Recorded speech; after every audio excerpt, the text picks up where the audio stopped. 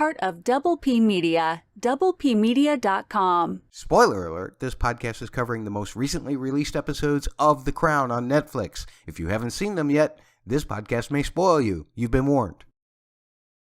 We started off trying to do like 5 episodes at one time.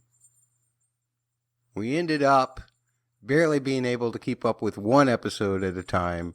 Sometimes we get 2 in, like we're trying to today.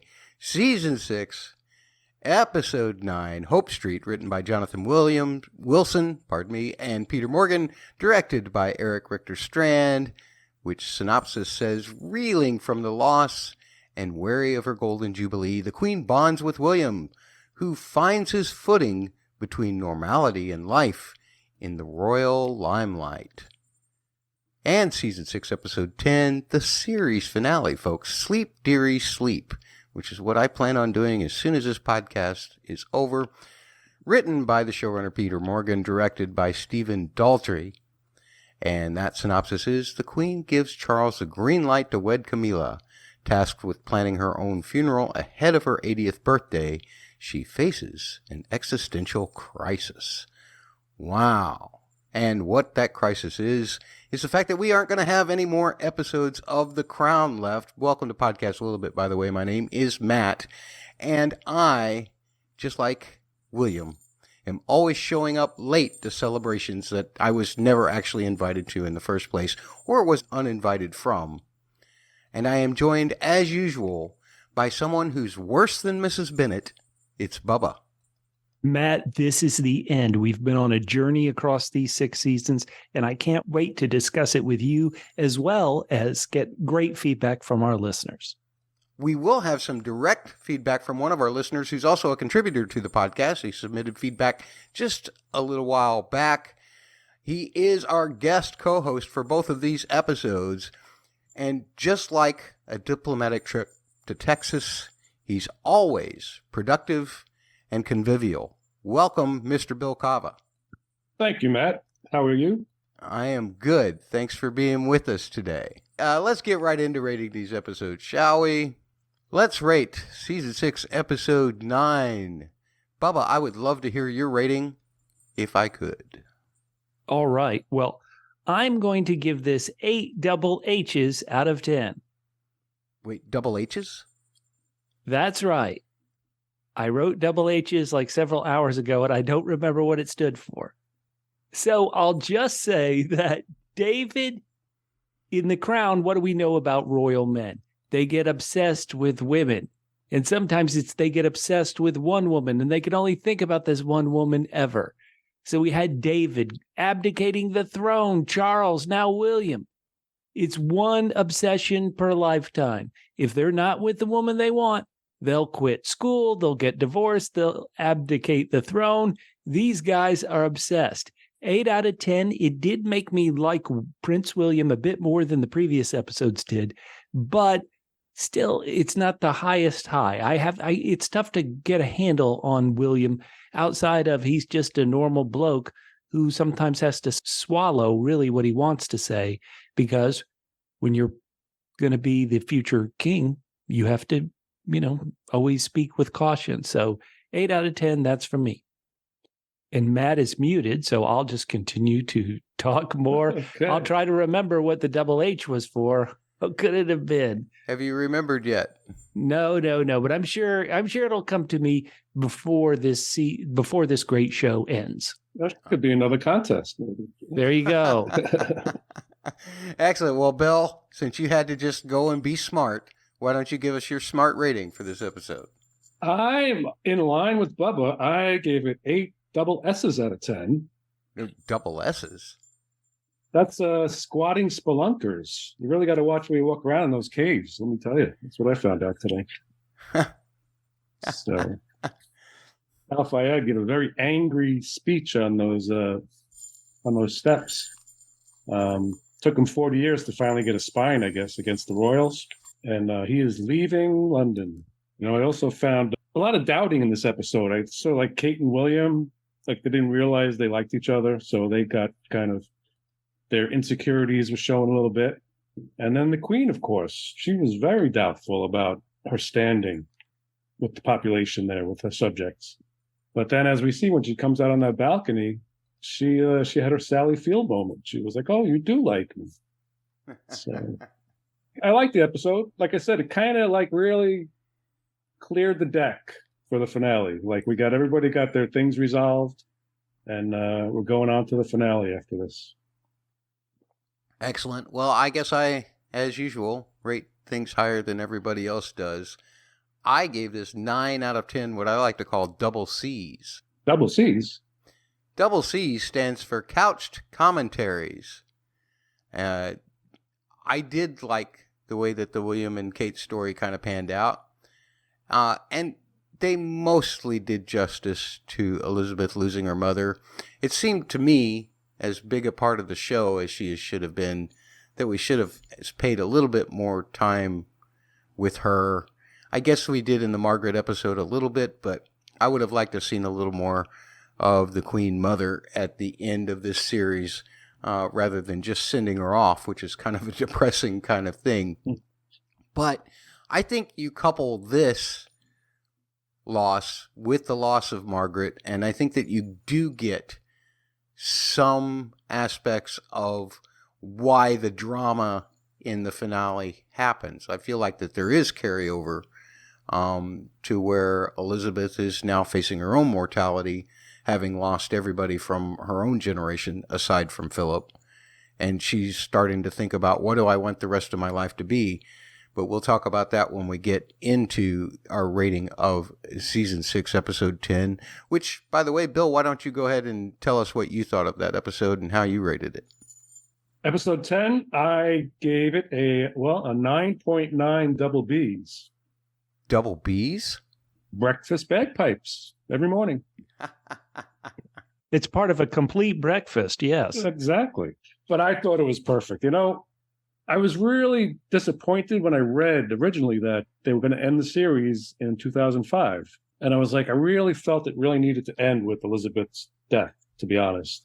But as I'm watching the episode, it kind of brilliantly made it like her death. I mean, it started out with planning of the funeral, Operation London Bridge. We saw the model of the actual processional that we saw on the day of the funeral.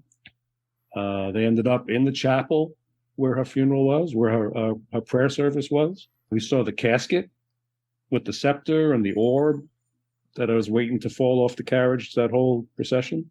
Never did. And the bagpiper was playing Sleep Theory Sleep, just like the actual ceremony.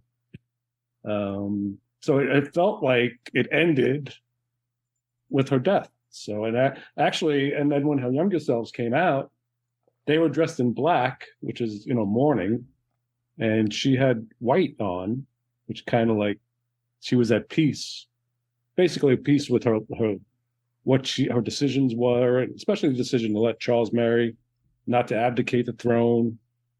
So she was at peace, and then she kind of walked out the back door of the church and opened those church doors into a backlit outside, and that was it.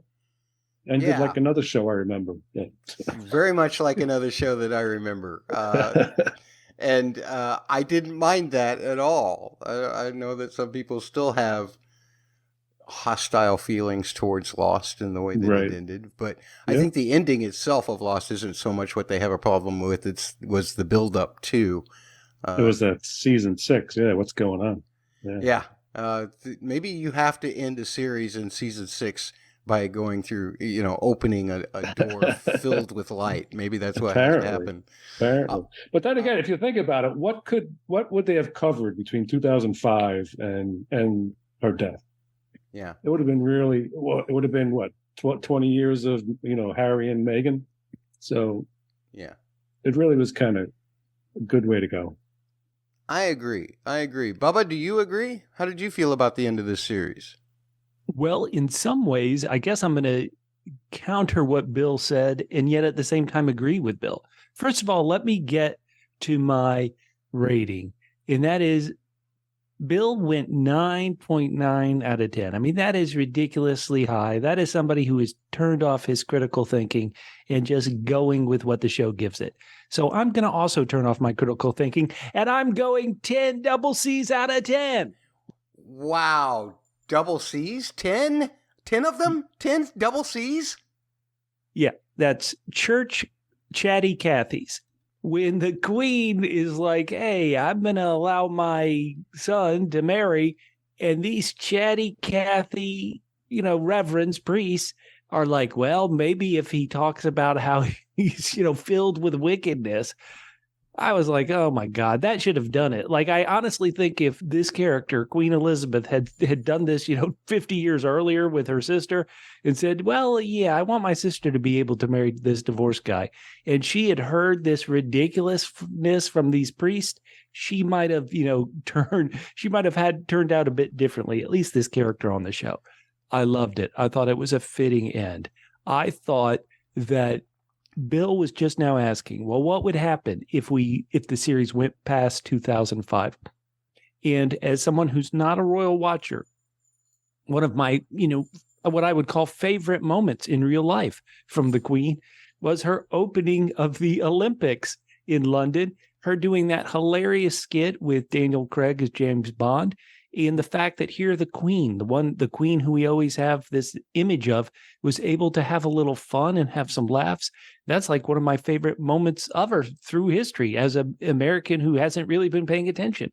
And so I would have enjoyed something like that. But this episode gave it to me with her rather, wonderful wedding toast. I wish when I go to weddings, I would give toasts and speeches this well. She was great. She was funny. Mm-hmm. It always showed the personality that was, sometimes because of the royal position and because of just the nature of her situation, she has to hide. So I thought that was great to release. You almost see that kind of biting wit from her speech. You've seen it in her children, and now you're beginning to see it in her grandchildren, like, oh boy, I'm sure we're going to talk about him, Prince Harry. So I thought this was a perfect end, a perfect way to make this 6-season voyage clear and have a wonderful arc. I loved it. 10 out of 10. Excellent. Well, I was hoping to beat your rating, Bubba, but I can't because you're at the very top. So I will just have to also give it 10 out of 10, what I like to call double Fs. Double Fs? Yeah, that stands for flawless finales. Ooh. I mean, this is the way you end a series, guys. I mean, the story itself, getting there is still kind of messy, but in the end, your hero, she makes all the right decisions in all of the incarnations at the end. And I thought that over these two episodes especially, I thought Imelda Staunton's acting was incredible. Although it's been the whole season, it's just that you really saw it in these moments as you were paying attention to the end. I loved the appearances of Claire and Olivia just showing up and arguing one side or the other of abdication. And something that I think has been an issue, and Bubba, we'll probably talk about this later, but Peter Morgan recently described The Crown as not being about the monarchy or even about the Queen, but rather being just a family story. And that's what this finale was. It was a wedding. It was a kid in trouble. It was a woman deciding her place in the world after so many years. It was an incredible family story, and I loved every bit of it. I even forgave one major historical inaccuracy that was in this. Wow. That's big of you. Yeah. Do you even want to know what that historical inaccuracy is? No. Oh, wait. Well, I guess the listeners will want to know. So, okay, Matt, let's hear it. Here it is. Since you set it up like that. Here it is. And it regards Harry. Harry never had abs like that, nor did he ever have pecs. I mean, I've done the research. He never, ever had abs like that. And what really bothers me the most is this actor obviously didn't devote himself enough to the role. I mean, would it have killed him? I know I said you shouldn't do this last episode, but would it have killed him to eat just a few French fries before filming? Would it have killed him to stay out of the gym for a couple months before filming, just to make himself not look so darn ripped? Because Harry was never that ripped. And by golly, looking at him like that, getting all upset about the papers in the toilet, I just thought to myself, that's not Harry. And my God, I've got to change my health habits immediately. Yeah, you got to try the wacky backy. That's what. Yeah, let me also say, Matt, that, before I joked that I didn't want to know, now I want to go back in time and be serious. Yeah, I didn't want to know about this historical inaccuracy. So, Okay. So those are our ratings, folks. Those are our ratings, our final ratings that we will ever give for this series. But we still want to know what yours were. We're still going to be around. You can always find the videos up at the Double P Media YouTube, and you can find them. You can find my formerly known as Twitter spot at Lilibet Pod. You can find Double P Media at the word double, the letters PHQ, all across all social medias, actually, even Facebook, facebook.com/the word double, the letters PHQ. You can also find the videos and comment on those. Why don't you hit that subscribe button for the channel while you're there? Because Bubba has lots of great things coming down the pike in 2024.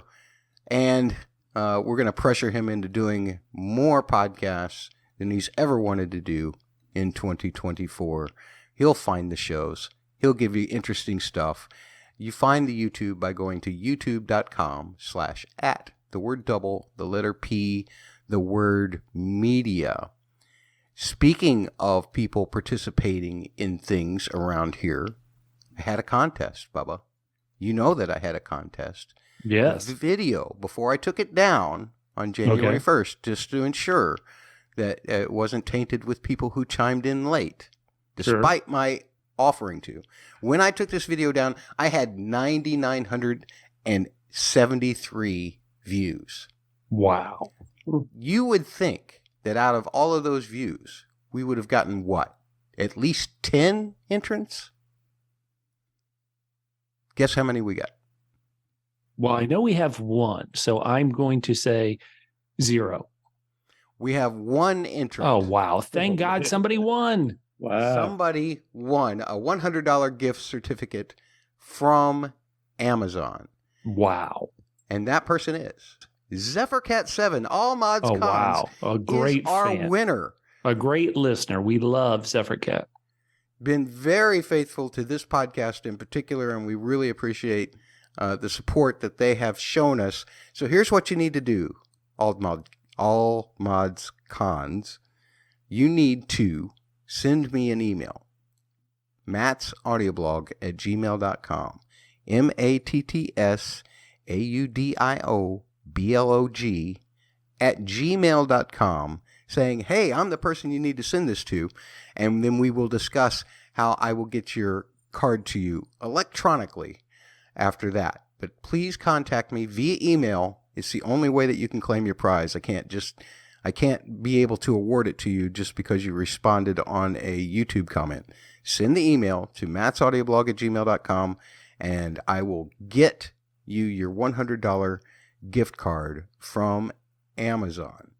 Now, this person, as I said, only guessed one of the 2 guesses that they submitted correctly. Hey. But they did it, and they won. Hell The yeah. thing that I keep hearing, especially from Priscilla, is the fact that my contests are too hard, that nobody can get it. Well, somebody got it. Somebody won.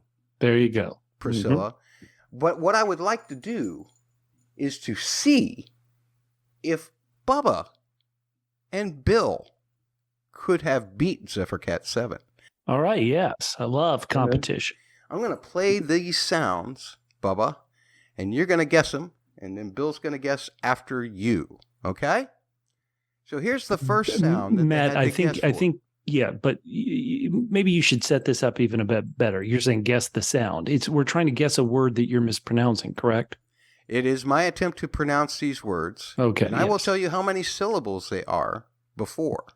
Okay. Because it's not my wording doesn't always match up the number of syllables. So, Bubba, the first sound that you hear is me trying to say something that is 3 syllables. Sure. Okay. What does this sound like to you? Last. Tell me I what you assume you're trying to say blasphemy. Okay. That's your final answer? I'll play it again. Blasphemy is your guess, Bubba? Yeah, sorry. Obviously, that's my guess. Okay. Bill. What does that sound like to you? Play that one more time. Last. In the last. Bill, that is absolutely correct. Oh, that is good. That is good. See, here's the thing you don't understand, Bubba. Bill listened to me long before I ever knew who you were. Bill listened to me back in my Keys to Lost days. He knows how I screw up. He knows my mispronunciations. Right. Let's try the second one. Wait a minute. I don't get any credit for giving you credit and assuming it was like a tricky word like blasphemy instead of you just completely screwing up easy words. I screw up easy words all the time. You know this. You've been recording with me for nearly 10 years. Yeah, but I haven't been listening.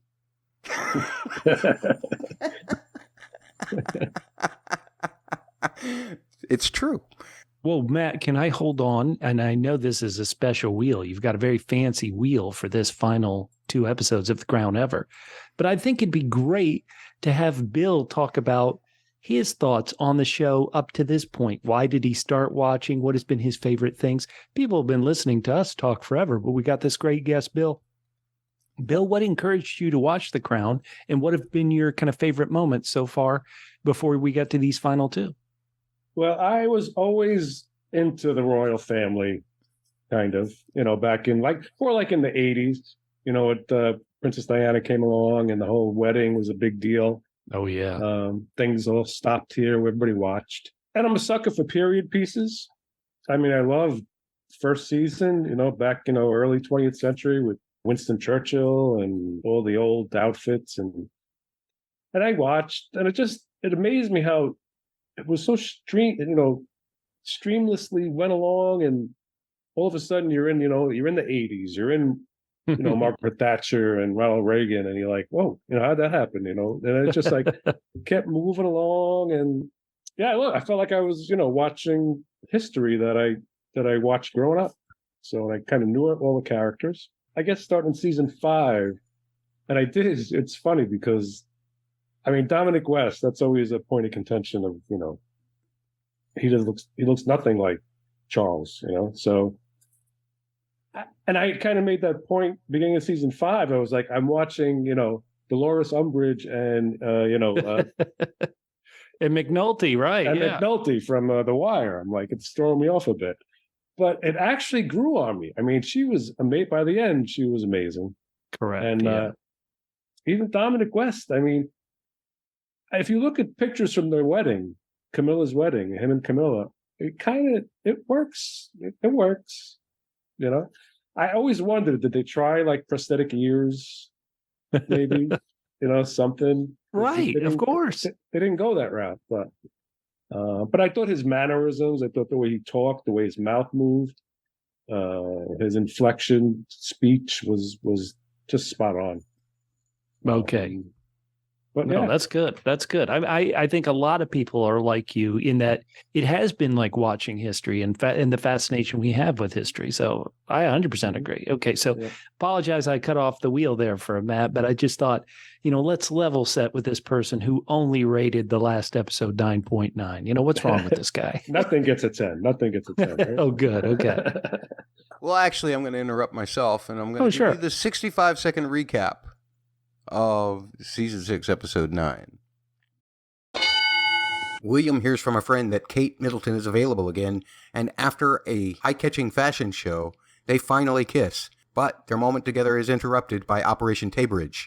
The Queen Mother has died, despite her daughter, the Queen, begging her not to go yet due to the Jubilee. During the Queen Mother's funeral, Harry and William have words, but quickly make amends. Mumu has begun a new quest in his grief over his son, finding fault with the royals for everything that happened. He goes to the press and initiates the Paget investigation, but the investigation proves most of Mumu's claims false, and in despair, he lashes out to the press against the country and its monarchy. The Queen has a conversation with William about the ones versus the twos, and the troubles of duty and having a significant other, but tells William that some of her best times were before she became queen, and tells him to stay away from the Jubilee, despite the fact that his popularity might help. William actually goes to meet Kate's parents, but then as the queen gives her speech, realizes that he has a duty to be there as well. He races back to Buckingham Palace just in time to join the rest of the royal family as the queen is adored by throngs despite her fears. And here is your recap for Season 6, Episode 10. As Prince Philip encourages his wife to plan her funeral, Prince Charles encourages his mother to bless his marriage. She takes both accounts under advisement, and in the latter, turns to the heads of church, where details and atonements are discussed and agreed upon. In that matter, she next turns to William and Harry to get their permission. William is willing, Harry not so much, which causes tension between the two, and furthers the tension between fathers and sons. And speaking of tension, Elizabeth starts to remember her life, the life that she had before, and while planning her funeral also begins to plan her abdication. Visited by the ghosts of queens past, she examines the situation thoroughly from both sides. And after Charles and Camilla's civil ceremony, followed by a religious penance, her toast, about which many have speculated what that might entail, is gracious to both her son and to Camilla. In the final scene, Philip has figured it all out, and we see the queen's vision of what her funeral will be, complete with her younger self, saluting her for sticking to her duty until the end. So what we like to do, Bill, is we like to spin a tiny little wheel of topics from both of the episodes 9 and 10 of this show. And we spin it, and wherever it lands, that's what we talk about. So I'm going to give the wheel a spin. The problem is that the wheel is tiny, and the writing is very small. And it's been well known that my eyes can never see exactly what's on the wheel. So we'll give the wheel a spin, and you will have to tell me what topic it comes up on when it lands, okay? Sure. Oh, Harry. Talk about Harry. Let's all talk about Harry. Man, we are going to get into it because, Matt, you have some very strong feelings about Harry. So, Matt, when the wheel lands here, you have to go first. What were your thoughts in this episode 9 about our favorite boy, Harry? Well, I mean, he's just being the same Harry that we've seen done the entire series, right? I mean, it's not, the Nazi thing doesn't happen until episode 10. Correct. Here he's just being a regular old Harry. Right. The same kind of immature acting, even for his age, I believe. And I, once again, as I did in last week's episode, I just question, does the show like Harry very much? Because they only show the bad sides. Even back in episode 7, when he was giving William trouble about uni and everything else, I just feel like that rather than explaining why he is so acting this way, they're just showing the actions, which I guess from an objective point of view is fine because you only see what people are happening to them on the outside. But I would have liked to have spent a little more time with Harry in these last 5 episodes, as long as they were going to feature him so much, doing something other than just being a scoundrel. I mean, Bill, did it come across that way to you, or am I just crazy? Absolutely. And I started to question whether this was done purposely by the creators. Did they have some kind of bias against Harry? Because it was so blatant that he was just a jerk all the time. And he was very, I mean, you could see there were scenes where the queen wouldn't even look at him, going into episode 10, wouldn't even acknowledge his opinion on whether his father should get married. She just kept looking at William the whole time. So I'm wondering if there was some kind of bias in the writing. And the same goes for Camilla, too, because I always thought Camilla was a little villainous, and she came off as roses. I mean, pretty much. 100%. I definitely agree with you there, Bill. Yeah. this is, I said it on a previous podcast, like if Camilla could have had this series come out 20, 30 years ago, the whole world would look at her differently as this saint who's kind of put up with so much, including from her boyfriend, future husband, Charles. And so I 100% agree with that. I guess the thing that I hear you guys, and I don't dismiss your thoughts, because obviously, I can understand how someone would take it, but I've always just seen that the show is never really wants to focus on Harry. It's almost like, and this is the way I thought, and admittedly, this is tying a bit into episode 10. To me, it's felt like the show needs to address Harry. It's not going to get up to it's not going to get up to Meghan and all the other things. It's like the show with a secondary character is trying to set up where we're going to see this character based on a real person in 10 years. So they're doing a shorthand of it, of like, okay, this is how we're going to get to the scenario. This is how the world gets to the Harry in 2023. But I've always thought, once again, he's not the focus on any of these episodes. He's not even on the focus in this episode where, as we talk about, somebody is pointing out that they believe his mother was murdered by his father's family. So he's never really gets the focus. This was an episode that to me really allowed me to connect with William more. And it felt like that was the episode, the focus of the episode. And so when Harry does, come off as rather one note, to me, it's just a function of he's the side character who we do want to kind of give a bit of information on because he's such a spotlight person in 2023, but we're not really spending show real estate, show time on Harry because we're not talking about him. We're talking about the future person who's going to wear the crown. I can see that, Bubba. I completely get that. And that was another thing that struck me was how much this whole Operation Paget was focused on the way that it made William feel. And very little was paid attention to how it made Harry feel. You see him when they get the report, you see him being, quite animated about it when he's reading it and everything. But it does feel like you said, it's just that if you're going to spend so little time with the guy, why does it have to be all of the bad things? Is it just because those are the things that stick out? Once again, to me, it feels like you call them bad things. I don't judge him so harshly. I judge him as, somebody who's the age that he's supposed to be. I assume, once again, he's about 16 years old. A 16-year-old teen does, in almost cliche way, can have some natural rebellion, natural anti-authority. They're fighting against themselves as much as anything. So I wouldn't say that it's that he's bad. It's just, once again, he's not the focus. The show isn't on him. Mm-hmm. And in those earlier seasons, there weren't all the characters. In the earlier seasons, it really did feel like Elizabeth, her husband Philip, and Margaret. Like there were almost three characters in the show. Like that's what the earlier seasons felt like. And because it felt like that, yes, there was Churchill. Yes, there were other characters. But because it felt like that, it could spend a lot of time with Margaret.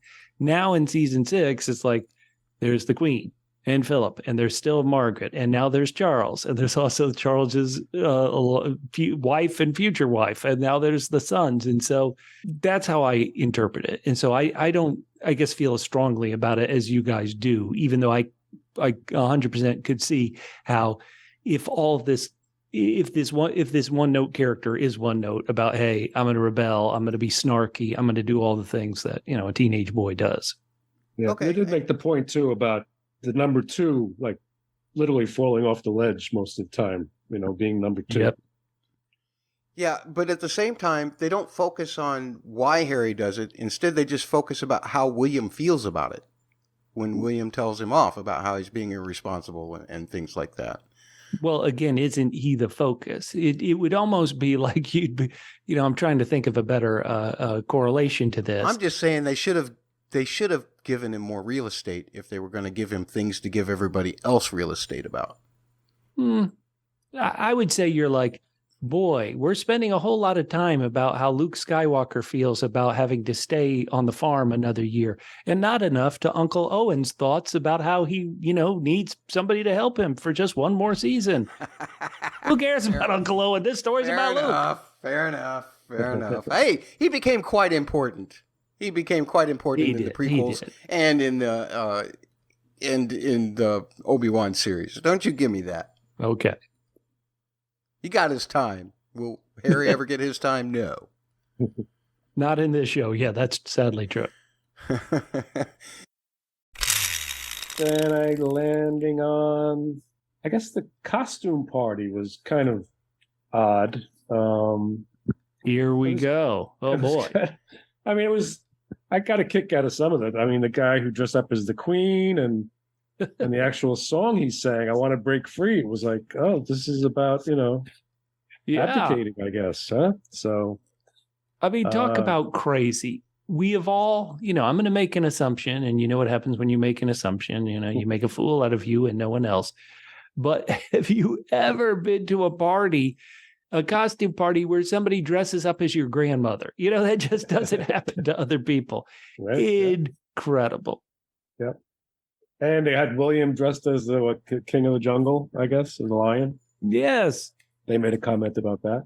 Right, the Lion King. And then let's get to, I don't want this to be a therapy session, but I think, once again, I think it's kind of natural for teenagers to rebel and do wacky, crazy things.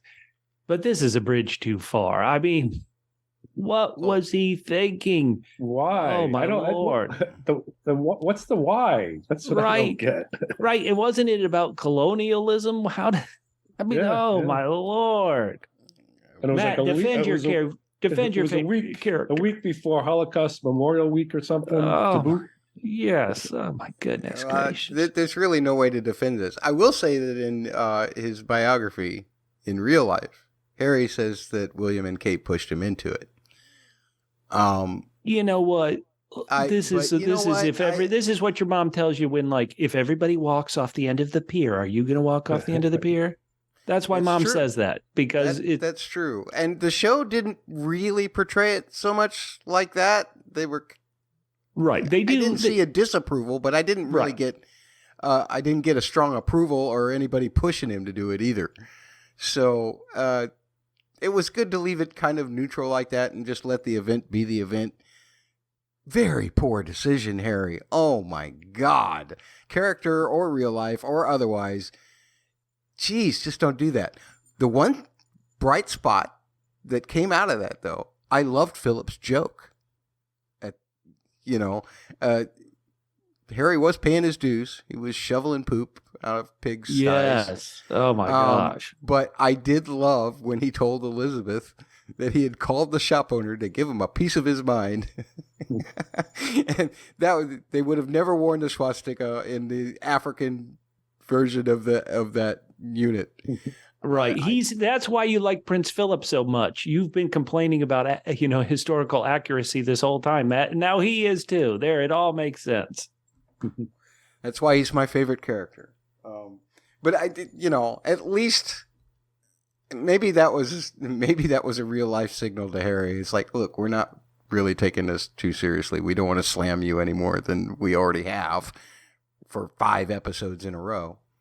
Let's go to Bill. And Bill, the good news is, as a parent, your child will never reach this low. I mean, this is impossibly low. But could you? I mean, what's the toughest punishment you've ever had to hand out? Certainly, shoveling pig stuff is pretty rough. Let's not bring Bill's personal life. No, I know. I'm sorry. I'm trying to stay wide. But I mean. No, sometimes you just you shake your head and you go, what are you doing? What are you thinking? Yeah. And that's pretty much, I mean, yeah. But like you said, we were all at that age at one time. So, but you still have to address it and kind of but that's bizarre. Can I throw in as a caveat the lovely humor that came out of the fact that Tony Blair came to the Queen and said, yeah, a little bit of contrition and blah, blah, blah, and everything will be okay. And she says to him, is that what you're going to do regarding the Iraq War? Oh, zing! Yeah. The Queen had been watching Big Brother Zingbot there. She's like, oh, let me get in on this one. Hilarious. Oh, that was funny, man. I laughed my butt off on that one. Now, I don't remember the history. Was Tony Blair booted, or did he get get to stay in? I don't know at that time. I Yeah, know that he was voted. He was very unpopular until he was voted out. But I don't know. Yeah. I don't know when he was voted out.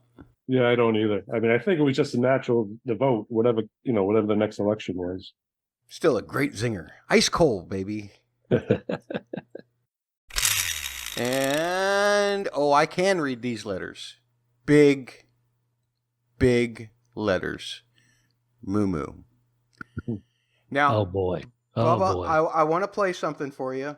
Okay. This was you and I reviewing the end of part 1 Mm-hmm.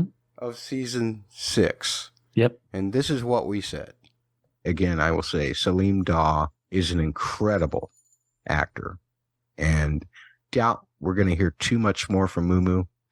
It would seem just ridiculously to the side and not much point to It feels doing like they've got so much ground to cover. And this is coming from myself, who doesn't really know much of the history of anything. I would think they'd have enough ground to cover where, this focusing, giving show real estate to Moo Moo just seems unlikely. Yeah, to me too. Bubba, we were so wrong. We were. I mean, we couldn't have been any more wrong. I did not expect this. I believe you'll find in the history notes that the Paget report was not made public until like the end of 2005 or the beginning of 2006, or maybe the end of 2006. I can't remember exactly now. But I just thought that was it. I thought, let's give Salim Daw some nice emotional stuff to work with at the end of part 1.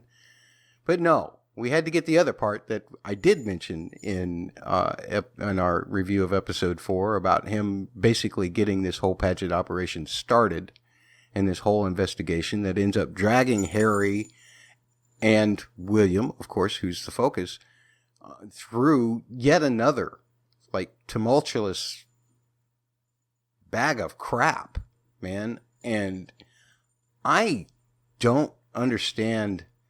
I mean, I get why they did this, and I think it couples really well with him bad-mouthing the monarchy at the same time that the Queen is doing her Jubilee, which I don't think actually lined up in any way, shape, or form. But nonetheless, it makes that whole balcony thing that much more dramatic at the end. I think a lot less of Moo Moo the character than I did at the end of episode 4. Bill, how about you? Well, this is a result of the conversation he had with, Ghost Dodie. I mean, this was him finally realizing that I don't need these people. I can go back home and be, a hero back home. So I have nothing to lose by, calling it out after, 40 years of, licking their boots, and, he's about had it. So this was, I'm sure he spent millions of dollars. I mean, he had that binder that he was ripping up. I'm sure there was a lot of investigation done on his part. But it was a 3-year investigation, I think I read. So it was a pretty big deal. It was a huge deal. Yeah. And so much of it was just based on falsified information. At the time, I'm not sure that they had the technology to do the type of blood work that a later biography saying, there's no possible way that Diana was pregnant or not. And Bubba and I even speculated about the fact that might that have been in a way for Dodie to get the attention of Moo Moo to say something like that. And again, I'm conflating character and reality, but I mean, if we look at it from the story standpoint, even though we didn't see it on screen, why would Moo Moo ever have that notion that Diana was pregnant with this child?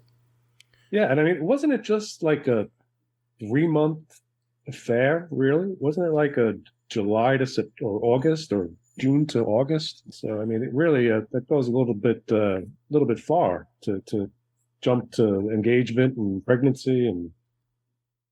Well, I want to say just exactly echoing the point you made in a previous podcast. This actor is great. This actor's portrayal is wonderful. It is when you want to feel a character's anger and heartbreak through your screen. This guy is great. And that's really my only thought about it. I don't remember this because, once again, this just isn't something I focus on in my life.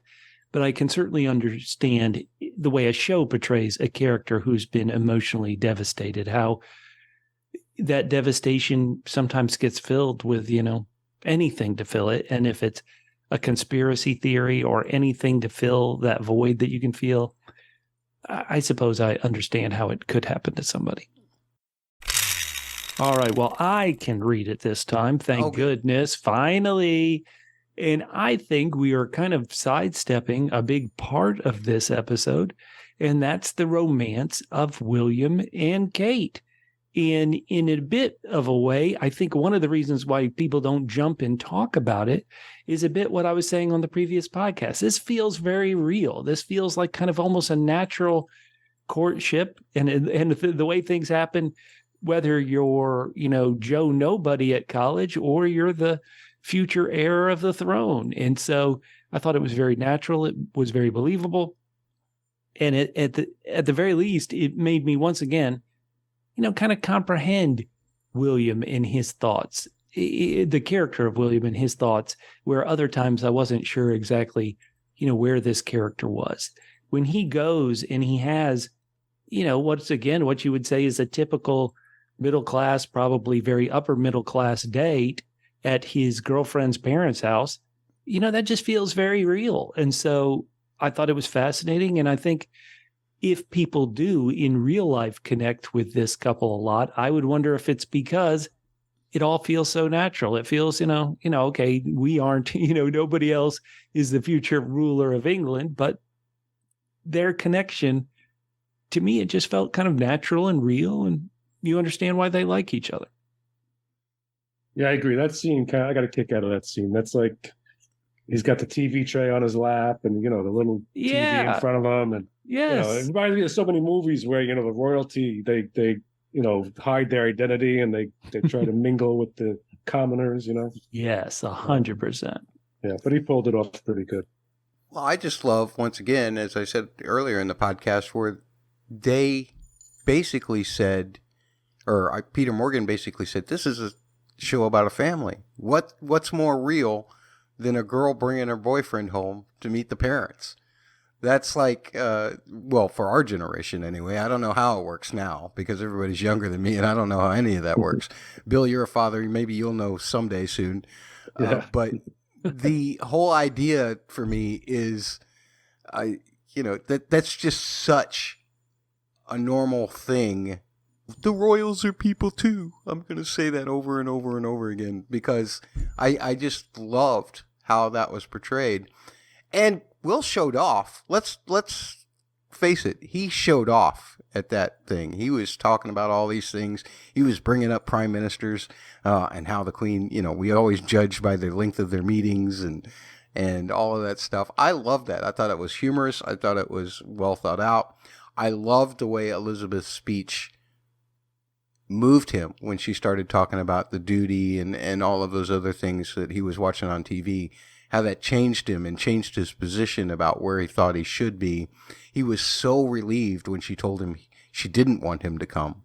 And now he is realizing the absolute need to be there. I thought that was wonderful. Matt, in any of the scenes in their house, because on a previous podcast, we had talked about how the character of Carol Middleton seemed a bit like a meddling mom. Oh, let me do whatever it takes to get my daughter Kate to meet and be around the future king. What did you think of seeing her and her husband, Michael Middleton, there in their house? And once again, what feels like probably an upper middle class, but still kind of like a middle class. Okay, this is how we do it at our house. Well, how did you feel about Carol Middleton? Do you feel the show was still portraying her as the, meddling mom? Oh, come on, Bubba. Do you think that she took the plates away from Rupert and insisted that she take them? No. No. Do you think that she bragged about Kate baking that cheesecake? No. This is absolutely her trying to get her claws into the prince with her daughter.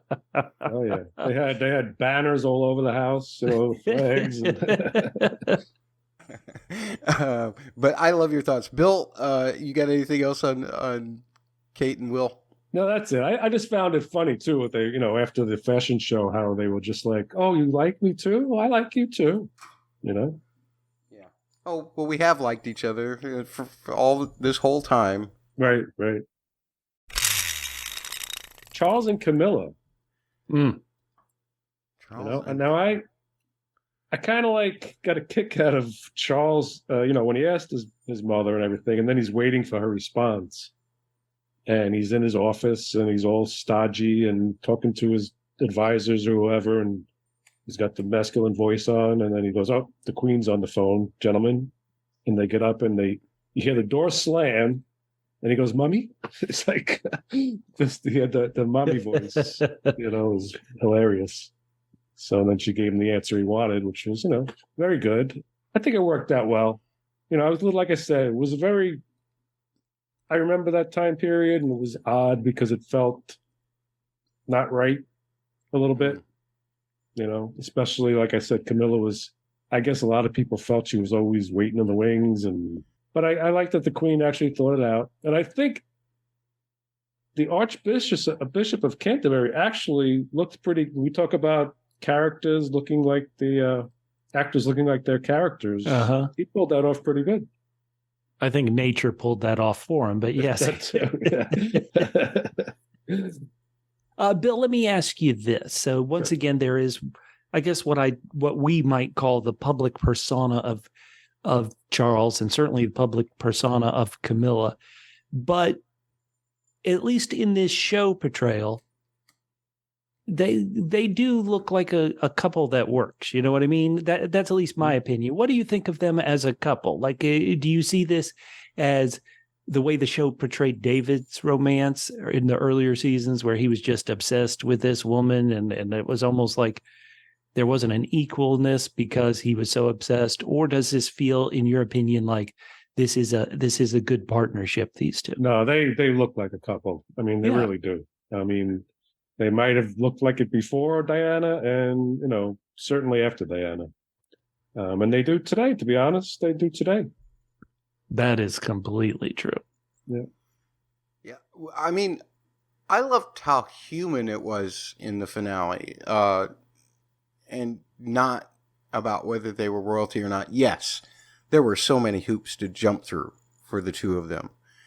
But the proposal was awkward and weird and, just all those kinds of things that just happen to normal people. And I loved that. I loved the fact that the phone conversation between Elizabeth and Charles, you knew what the conversation was about. But it wasn't until after he hung up the phone that he realized, it's like, oh my gosh, I've been asking for this for 30 years, Mm-hmm. or I've been in love with this woman for 30 years, and now I can finally ask her to marry me. I thought that Dominic West did a fabulous job in all of that, just as weird and awkward as it was in the little garden, in the little greenhouse there. Everything about that was just perfect, and it made me root for them. I don't know at the time that proposal may have actually happened if I would have rooted for the two of them. Mm-hmm. So I again, Bubba, I think you pointed it out earlier. The way that they have built Camilla over the seasons has made this seem like a wonderful payoff rather than a problem. Yeah, maybe you couldn't have gone that route either as a, talk about fictionalizing a story. Maybe you couldn't have, if she was a villain, Right. For four seasons, it might have just been too much. Right. And imagine if that was the end, if you a villain for 4 seasons, and then the end is the villain's marrying the future king. Yay! Exactly. Yeah. Doesn't make sense. We've talked an awful lot about them as a couple, as the way the show has portrayed this. I guess while Bill was talking, I forget exactly what he was saying, but it suddenly made me think about a question that, once again, I really want to kind of take the real world out of this. But based on the way the show has portrayed this, and even in this final episode, the question, Philip is even saying, they're not ready. You're still ready. The character that you see at the end, would he make a good king? Yes or no? And to me, it kind of seems like he would. This once again, this Dominic West portrayal of Prince Charles, it's like, okay, he still may not be ready because he's finally got Camilla and his focus has been so one-sided. But the show portrayal at this point does also make me think, yeah, he'd be a fine king. He certainly learned enough lessons from waiting in the wings so long. Right. I think the Queen made that point in her speech at the wedding, I think, right? Didn't she say that? Yeah. He's done everything he's had to do, so he deserves this kind of. I found Elizabeth's tribute to Camila very touching during that toast as well. I mean, I thought that while it wasn't exuberant or over the top or anything, it felt very heartfelt. And I loved that little shot of seeing the two of them, Charles and Camila, together as she was saying those lines. She said them, and then you could see a shot of them. And I thought, wow, this show is really paying off and wrapping up nicely. Gentlemen, can I ask this question? Is this final scene here at the end of this episode, is this the only time that those two characters, meaning the Queen and Camila, on the show have been in the same room? Because I was thinking that during the reception. To me, it was almost like, is this the first time the Queen has met Camila? Because I can't remember other scenes of them being together on the show. Yeah. I don't think they have been in any scenes on the show. Yeah, I think you're right. But the way the Queen was acting, Camilla might have been her first choice all along anyway. So. Right. That's a good point. Oh, I see. Okay. This is good because I wanted to go back to the Queen Mother for a minute because there's a lot of things to me that make the finale as good as it is, but also episode 9 as good as it is, and it stems back to episode 8. This through line of Elizabeth losing her own generation and the generation before her, losing her mother, that moment where she says, "You can't leave me now, the Jubilee's coming. I'm in trouble here with popularity and all this stuff." And when Elizabeth goes and looks out that window, I mean, I was floored. I was so worried for her. And I know historically that Jubilee was a great success, but nonetheless, I really empathized with her fear of failure there and just the fear of losing your mother. And I thought that they really, as I said before, I feel like they could have played the Queen Mother up a little bit more, because you think about what I want to say a doorstop, almost a two-way doorstop that keeps the door from opening or closing, that the Queen Mother has been throughout the course of this series. All of the things that she disapproved of, all of the things, and this whole last season, naturally with that kind of age, there's going to be some lack of being aware of things, or your hearing might be a lot less than it used to be, or what have you. But she was really just kind of played as a joke, kind of a secondary humor kind of thing most of this season. And so when it suddenly so quickly turned to this very serious event for Elizabeth, well, naturally for her too, I was taken aback a little bit. It felt like somebody had pulled the rug out from under me. Does anybody want to reflect on the Queen Mother, or am I the only one here that's thinking this way? it didn't connect with me in that way, Matt. So I can't speak to it. But after Bill speaks, maybe you could talk about how you felt that really did kind of pave the way for the emotion of episode 10. Okay. Yeah, I don't have much to add on that. I mean, she was, what was her age at that point? She had to be in her late 90s, no, at that point? Or? Yeah, I think she died at the age of 101, if I remember correctly. Right. So, I mean, as far as, adding stuff to the party, I mean, at that point, you kind of are just probably a sounding board, kind of. Yeah, I suppose so. It's just that, so many things she was so adamant about in the earlier seasons. I think I would have rather than just one scene of Elizabeth saying, "I need you, mommy." Basically, I would have liked to seen a little bit more payoff to it, because it doesn't feel like that she has needed mommy this entire season otherwise. As far as the emotion towards Elizabeth goes, as I said, Bubba, she's lost Margaret. Margaret talked about this great sacrifice that she's made. Now she loses her mother in episode 9. And in episode 10, she's being forced to plan her own funeral. I mean, when you're facing your own mortality like that, it does make you reflect back on your life. It makes you think about, what have I missed? What could I be doing? And that's why I thought the abdication question was such a great way to finish this series. Because, of course, duty prevailed.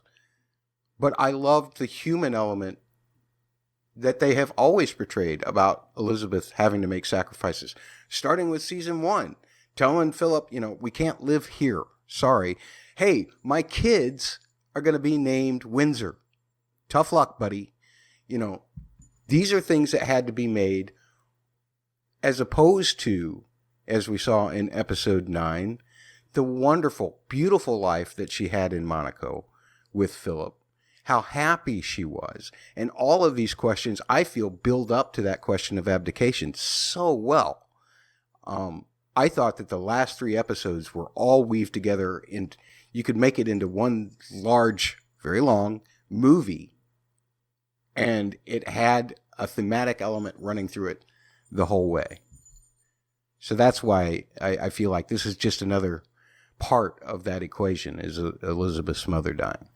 Did you feel that Philip's reaction to planning his own funeral was odd? Because he was like the opposite. He was the yin to the Queen's yang, as far as he was kind of thrilled and tickled by it.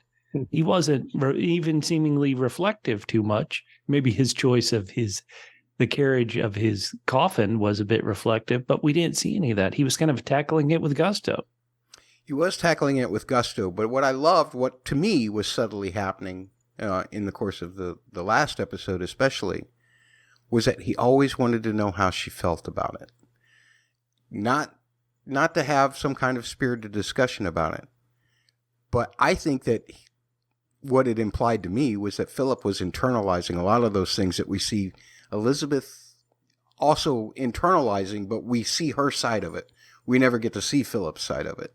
And I think he was looking to empathize and sympathize with what she's going through in planning that. Right. He did ask her a couple of times, I think, for those last 2 episodes. Is there anything you want to talk about? Yeah. And it's cool because it's double layered in that way. He could be asking about the abdication thing, or he could just be asking about how she's feeling about planning her own funeral. Because he says to her at the very beginning, he says, "Man, this has brought up some things that I've never thought about before," in so many words. That's basically what he's saying to her. He said, "You got to do this. This is really wild, man." And he's given himself his own mortality therapy and evidently getting something from it. And he wants her to get something from it too. But it does, because the episode is so cleverly put together. At times he could be asking about, is she thinking about abdicating? And at times he could be asking about, well, how do you feel about dying? So I loved that. I thought that was brilliantly written by Peter Morgan. And of course, Jonathan Pryce is priceless. Right. And that's such a thing to do too, is to watch the old home movies when you're in a reflection like that. Bubba, did I answer your question, or do you just say hogwash and move on? Yeah, I think you you talked about the things you wanted to, and you completely avoided my question. So you're really in political season for the upcoming caucuses. Good work, Matt. One of these things was a question I've had for a while.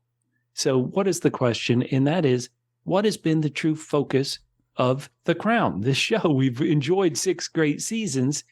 And I was listening to another podcast, heresy, I know, but this podcast called the TV Pilot Podcast. It's made out of England, so I thought maybe they would have insight that I wouldn't. Once again, I'm not an English person. I haven't really been following the royal family. But one thing was this host, Boyd Hilton, on the TV Pilot Podcast, he said, you know, the show isn't titled The Queen. It's titled The Crown because it's about the monarchy. And to me, this show really hasn't been about the monarchy. I keep talking about how, you know, Prince Harry is a side character. Prince Andrew is, you know, barely in the show. And then the other prince, you know, should be the prince not appearing in this series. So it's not about the monarchy. To me, it has always been about Elizabeth. And this final episode just reinforces it. And so, yes, we do spend time with Diana. We do spend time with Charles. We do spend time with prime ministers. And we do spend time now with William. But to me, it's always because of their relationship to her. So to me, the show has always been about Elizabeth, not really about the monarchy in so many ways. Now, Matt, you're saying this show has really been about, according to Peter Morgan, about family. So I thought, you know, that's my take. I think it's been about Elizabeth. I want to hear you guys and listeners. I want you to get in if you want to as well. Tweet at us, go to Instagram, leave us some comments. On YouTube, we love comments. What do you think after watching now 6 seasons of this quality television show? What really was the show about? I'm voting Elizabeth. Matt, what do you say?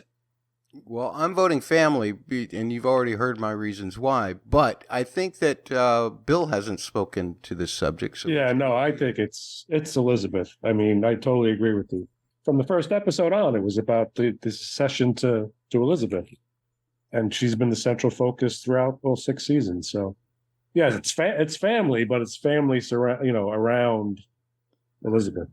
It is Elizabeth's family, that is Right. for sure. But from both sides, her relationship with her father so well and economically done in the first 2 episodes of the season, and then with little sporadic things of the first season, and with little sporadic things in the next couple of seasons, and then, you know, catching it from both the generation before and the generation after.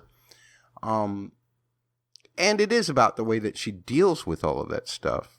But these side treks, to me, there's a whole episode dedicated to the dynamic between William and Charles. It's episode 5 of this season. It's about the real family problems that a royal family has, to me. Matt, I would say if it's about a family, which, you know, once again, you can make that argument. You'd be wrong, but you can make it. If it's about a family, how do you think if you're Prince Edward you feel? You haven't been in the show at all. You know, I'm saying Prince Andrew is a extra. This is he's a prince, for goodness sake. He is younger brother to Charles. And if that actor appeared in any of these final episodes, I kind of wouldn't recognize him because he wasn't in it. Yeah, he was in an episode where he was in his last episode, riding a horse with the Queen. Andrew was. Edward was. Yeah, Andrew was. Where was Edward? Well, Edward was at one of the tables somewhere in this series, somewhere. I remember seeing him one time. And got a lot of focus. A lot. Define a lot. Did she have actually any lines in the final episode? Well, no, but she did have some meaningful looks, right? Yes, she had meaningful looks, exactly. Okay. I'm outvoted anyway, so I'm flogging a dead horse. Well, okay, no. I think everybody's opinion is valid. That's why I threw it out to listeners, is that I've been watching this show, and yes, there are these episodes. Once again, there are episodes where Diana is the main character, but to me, it was really, once again, all about this person. We started right before she was crowned, and we end with her seeing the end of her monarchy. So, you know, that was my focus, and I always find it interesting when I hear other people's takes. So, Matt, I'm looking at this on the wheel right here, and we're talking about our favorite moment across 6 seasons. This is the wrap up. So we do have to say our favorite episode, favorite moment, favorite actor, just any favorite thing that stuck out over these 6 years. Oh my gosh. And I'll go first since it is such a big thing. The one thing I heard, we all have different history. And one of the things I heard about when you put on a show, the strongest material in the show, you're like, well, when does the strongest material in the show have to happen? Does it have to happen at the very end so that the audience and people watching enjoy it the most and they, sing the praises when they think about it? Does it have to happen maybe right before intermission? Because you got to have something real strong there to get the audience back and get to going. And what I was always told is that your strongest material, the strongest thing always has to be the opening. You always have to get people on your side, and that has to be the strongest part of a production, of a video, of a film, of a play. Your best thing has to be the beginning, so you get people to go with you. And so for me, as I've said almost every podcast multiple times, I wasn't a historical royal family watcher. I didn't know many of these facts. And so for me, the fact that the show hooked me very early on, and specifically those great performances of Claire Foy and Vanessa Kirby as Elizabeth and Margaret, to me, they hooked me. And then to the show's credit, even when they switched out actors, I have been able to enjoy it. I'm still engaged. But my favorite thing is how they hooked me in the beginning and got me to invest in this family, which my whole life I really hadn't thought much about. So for me, 6 seasons, that's a top. Yep. I agree with you. That episode really, the hook, they call it the hook, right? Got you in. So I'll go next. I think one of my most memorable was when the Queen had that visitor come up into her bedroom at night. Oh, yes. That was 100%. Good call. Just the fact that it really happened. That's just that's crazy that really happened. So, yeah, and the way she handled it, and it was something I was completely unaware of until I saw that episode, and then I started looking at it. I was completely unaware that had happened in the 80s. Yeah. But I'm going to go with you guys. I can actually do a scene and then an episode, and they're not the same. But like you guys at the beginning, the scene that got me completely hooked was the Wolverton splash scene at the end. And Elizabeth opening that box, she is the job. As you guys were saying that this show is about the Queen, I mean, he basically made that statement at the very beginning, did he not?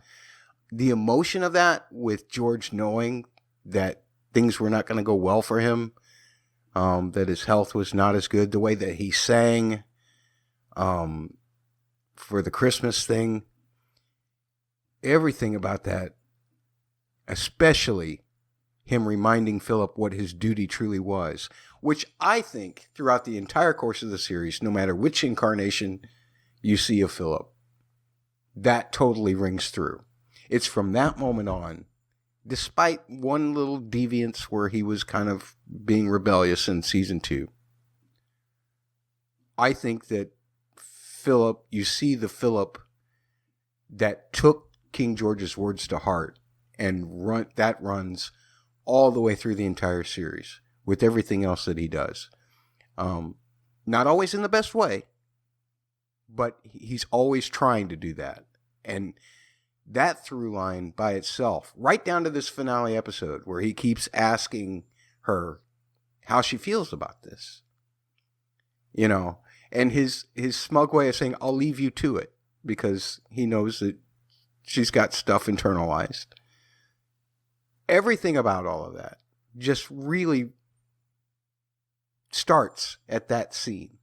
But the other scene, and there's something that William says when he's commenting on the Jubilee about the mystique and everything.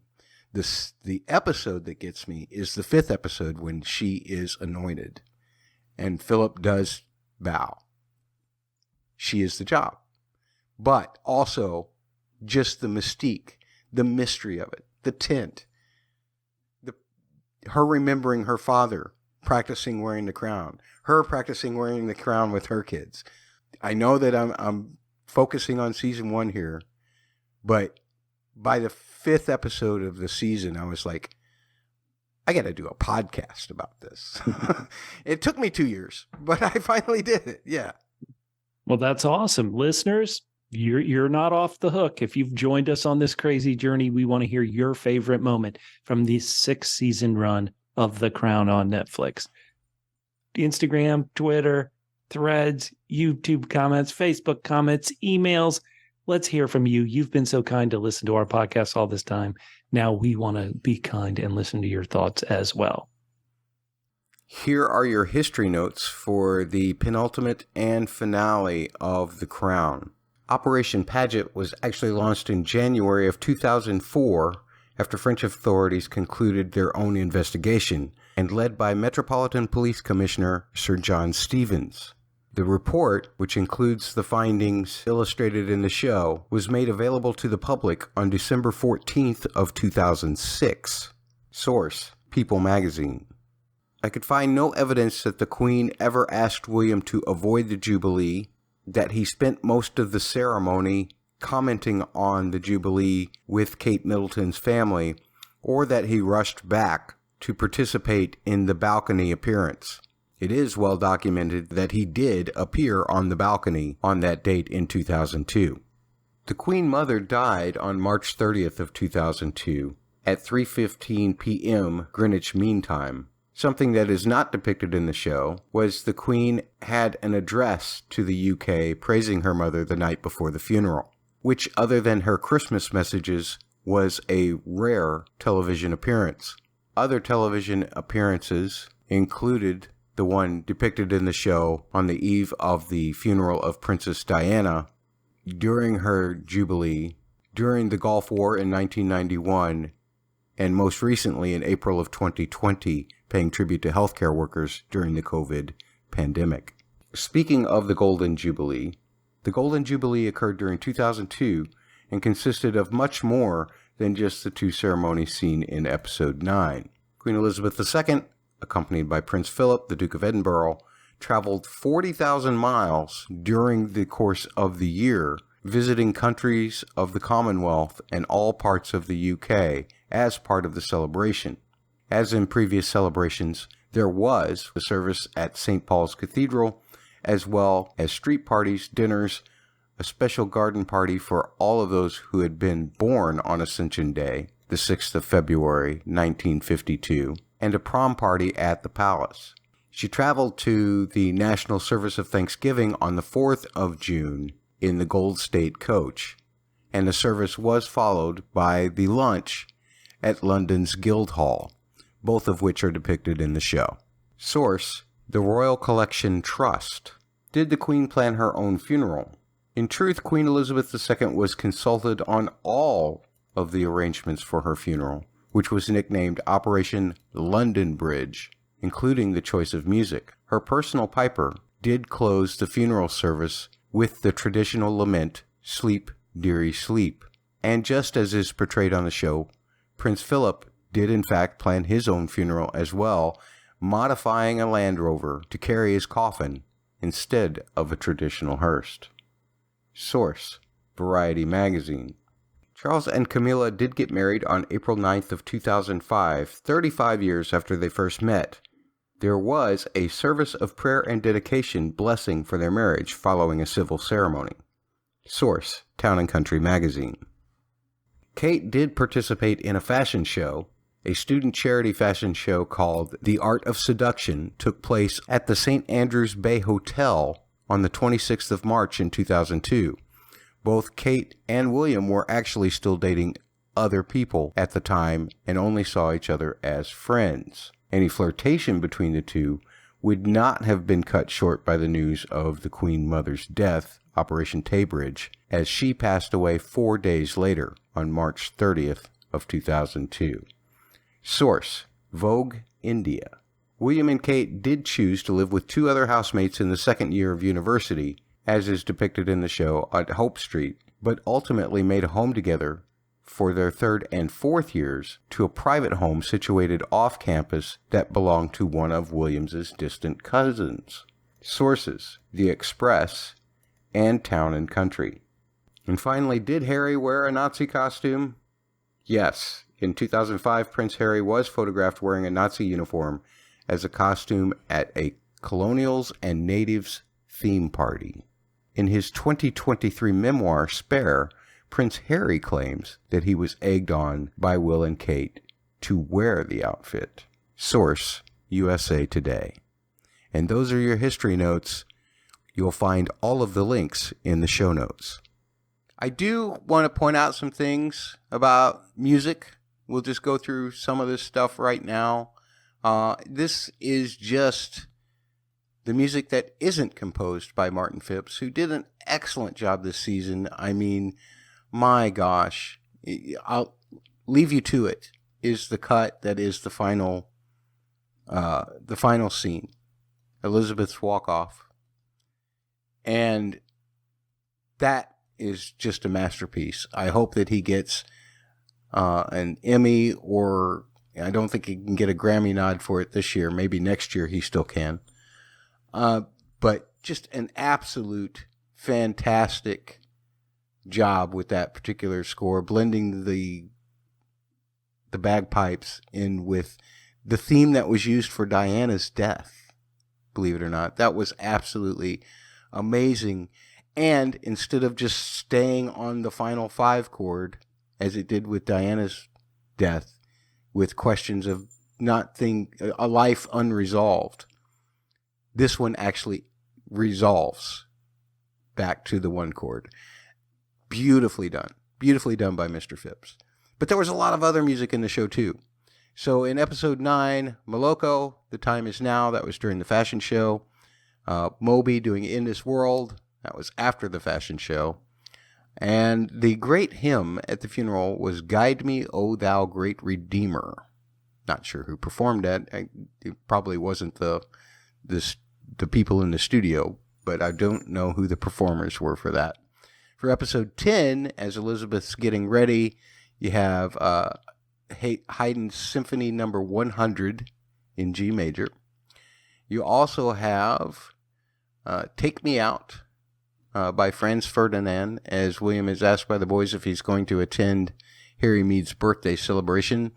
I Like the Way, Body Rockers, and that's when the boys decide on their costumes. Harry makes a terrible decision. And I Want to Break Free, as Bill mentioned earlier, that's a Queen tune that they performed by the gentleman who was playing that role. Wonderfully done. Fat Planet, Left Field. And that's when Harry is actually recognized at the party and the picture is taken. Praise My Soul, the King of Heaven is the song sung by the choir during all of the wedding stuff between Charles and Camilla. We have just a little bit of feedback. Guess what? It's from our contest winner. Thank goodness. I don't want to hear from anybody else, only her. All Mod Cons, Zephyrcat7 says, another great podcast. This is regarding our episodes 7 and 8 review. Another great podcast from you guys. It has all laughs, games, serious discussion, and a thorough recap. I give this one 10 out of 10 quintuple M's. Quintuple M's? Yeah, Maestro Matt's Marvelous Musical Analysis. Oh, wow. Keep watching those videos. Thank you so much for stopping by. And once again, get in contact with me. mattsaudioblog@gmail.com. Don't be somebody who's impersonating Zephyrcat7. I only want the real Zephyrcat7. Here. To send me an email, mattsaudioblog@gmail.com, so that I can get you your $100 gift card. I didn't keep track of any polls. I don't even think I put any up last week because the podcast is coming to an end. We will still be around for you we want to hear your great feedback. Maybe at some point I'll do a top 5 Martin Phipps musical moments from the whole series. I need a break first to think about that. But if you put any feedback in between now and then, I will include it in that podcast. Once again, at Lilibet Pod on the site formerly known as Twitter, or the word double, the letters PHQ on that same site, and across all social medias, Instagram, Threads, all that jazz. So, final thoughts regarding this series overall. I know we've kind of talked about how much this series has grabbed us over the course of all 6 seasons, but Bubba, I want to know any final thoughts that you have. Well, I do want to give the note one last time of how the Royals are just like us. Just like the Royals, I want bagpipes played at my funeral, because if I'm not going to be here, I want the rest of the world annoyed.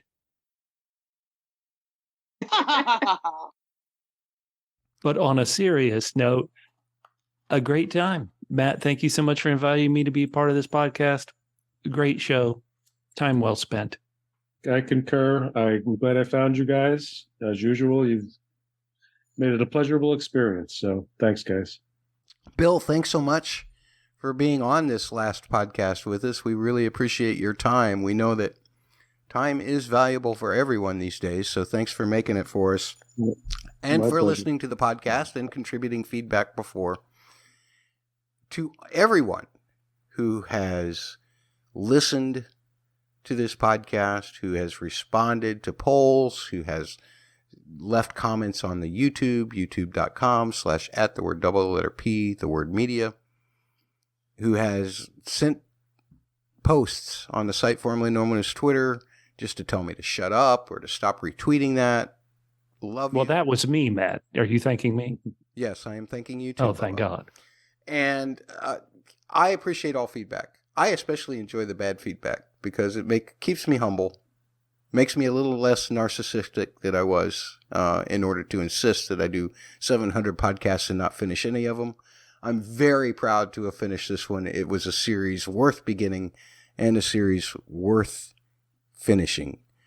And to all of you who have helped us do that, to Holly, to Susan, who have also been with us, we're thinking of you. We wish you were here with us for these podcasts as well.